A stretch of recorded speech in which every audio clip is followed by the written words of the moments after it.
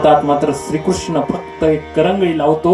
इतक्या उशीर सगळे गोपाळ गोवर्धन पर्वत उचलण्याचा प्रयत्न करत होते, गोकुळवासी प्रयत्न करत होते, मात्र तो गोवर्धन पर्वत उचलला गेला नाही. मात्र ज्यावेळेस ते गोपाळ सगळे गोकुळवासी अनन्य भावानं परमेश्वराला शरण आले आणि गोवर्धन पर्वत ज्यावेळेस त्या श्रीकृष्णानं करंगळी लावून उचलला, त्यावेळेस त्या सगळ्यांना बळ भरलं आणि त्या सगळ्याच्या एकीवरती तो गोवर्धन पर्वत उचलला गेला. यावरून एक गोष्ट लक्षात घ्यायची, आज तुमच्या आमच्या प्रत्येकाच्या आयुष्यामध्ये त्या गोवर्धनासारखं दुःख आहे महाराज.